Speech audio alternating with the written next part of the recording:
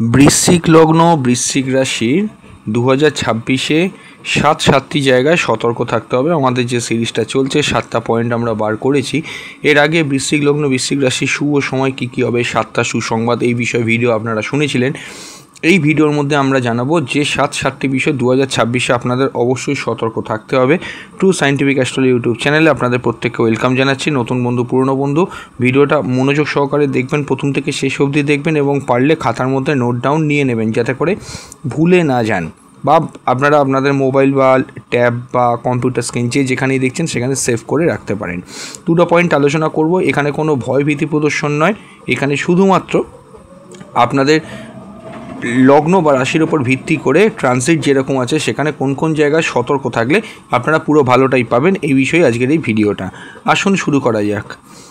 দেখুন, যে কোনো অ্যাস্ট্রোলজার যখন হরোস্কোপ তৈরি করছে সে 4টে প্ল্যানেটের ওপর মূল ফোকাস করে, বৃহস্পতি, শনি, রাহু, কেতু। বৃহস্পতি দেখুন, আপনারা প্রত্যেকেই মোটামুটি এতদিনে জেনে গেছেন 2রা জুন রাশি সাপেক্ষে কিন্তু আপনাদের রাশির নবমভাবে তুঙ্গস্থ হবে।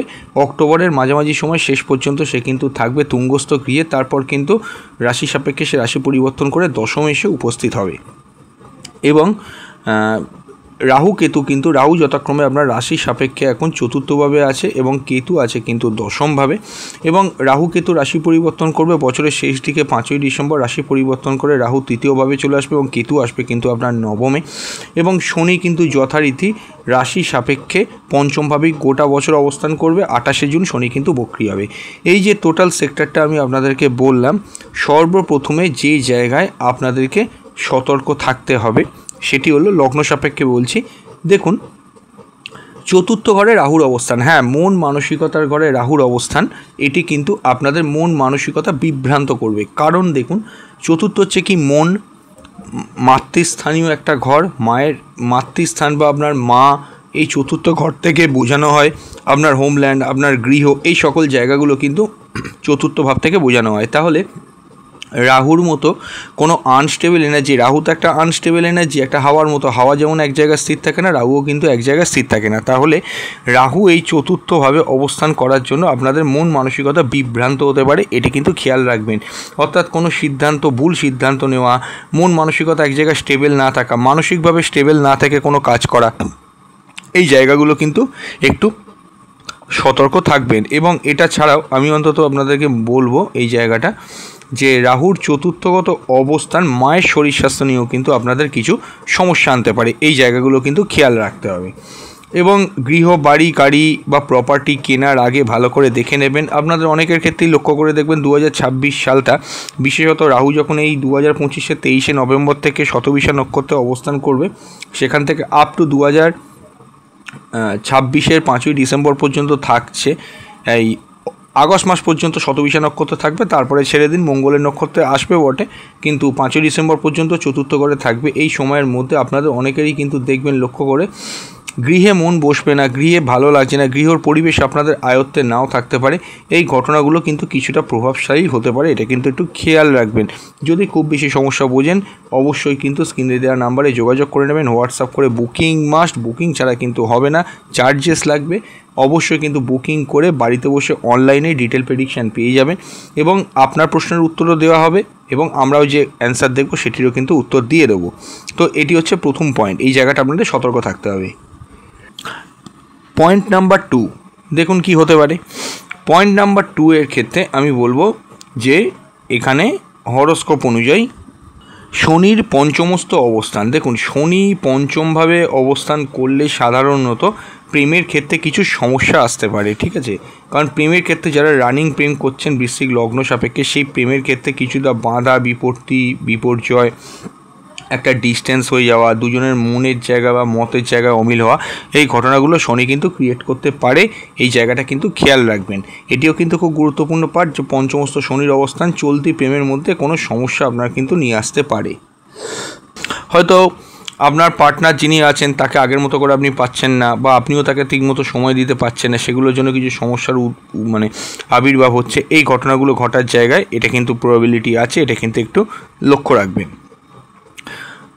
পয়েন্ট নাম্বার 3 যেখান থেকে আপনাদের একটু সতর্ক থাকতে হবে সেটি হলো কেতুর দশমভাবে অবস্থান। দেখুন দশম হচ্ছে কি কর্মের ঘর, আপনারা সকলেই জানেন কেতু দশমে বসে থাকছে গোটা বছর ধরে। দশম ঘরে কেতু কিন্তু অফিসিয়াল ক্ষেত্রে কর্মক্ষেত্রে কিন্তু পরিবর্তন আনতে পারে। ইন জেনারেল আমি বলবো জন্মছকে কেতুর দশা অন্তর্দশা বা কেতুর প্লেসিং না দেখে বা নক্ষত্রগত কানেকশান না দেখে কখনোই বলতে পারা যাবে না যে আপনাকে এখানে দশমে কেতু কীরকম ফল দেবে। সাধারণত কেতু কিন্তু দশমে খুব খারাপ ফল দেয় না, যদি আপনার পূর্ব জীবনের যে কর্মা সেটা ভালো থাকে। কিন্তু দেখুন এখান থেকে তো বোঝা যাচ্ছে না, তবে ট্রানজিটের ওপর ভিত্তি করে বলবো পরিবর্তনের কিন্তু একটা চান্স আছে দশম ঘরে কেতুর অবস্থানের জন্য।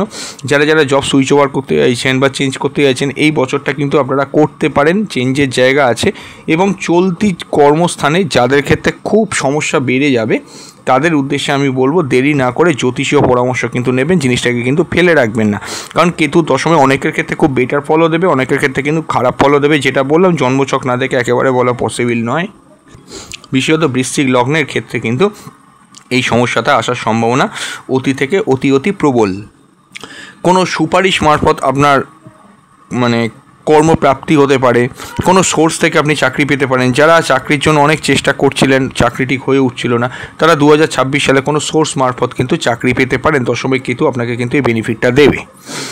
আচ্ছা, এক্ষেত্রে আমি বলবো যারা যারা কনসালটেশন করাতে পারছে না তারা 59 টাকা দিয়ে আমাদের মেম্বারশিপে জয়েন করতে পারেন। সেটা করলে মাসের মধ্যে যে কোনো 2টি প্রশ্ন একবার করে হলেও আপনারা আমাদের সঙ্গে হোয়াটসঅ্যাপে এসে জেনে যেতে পারবেন। আপনার ডেট টাইম প্লেস পাঠালে আমরা সেটা কিন্তু আপনাকে প্রতি মাসে গাইড করে দেবো।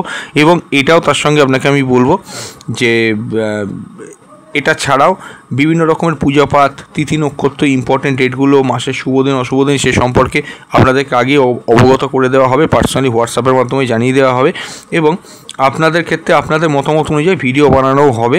উইকলি একটা করে ভিডিও এখন দেওয়া হচ্ছে, পরবর্তীকালে আরও বাড়াবার চেষ্টা আমরা করব। আপনারা মতামত যা দিচ্ছেন তার উপরে ভিডিওগুলো বানানো হচ্ছে। এবং অবশ্যই যে আপনার যদি বেসিক কোনো প্রশ্ন থাকে হোয়াটসঅ্যাপ করে আপনারা জেনে নিতে পারবেন। তো এই জায়গাগুলো, এই ফেসিলিটিগুলো আপনার কিন্তু থাকছে। তো যারা যারা মেম্বারশিপ নেবেন 9433821066 হোয়াটসঅ্যাপ করে স্ক্রিনশট পাঠিয়ে দেখিয়ে নেবেন যে আপনারা মেম্বারশিপ নিয়েছেন, আমরা তাহলে আমাদের অফিসিয়াল গ্রুপে অ্যাড করে নেবো। হ্যাঁ, যেখানে ছিলাম 4 নম্বর পয়েন্ট। দেখুন 4 নম্বর পয়েন্টের ক্ষেত্রে হরোস্কোপ থেকে দেখে যেটা আমার মনে হচ্ছে শনির দৃষ্টি।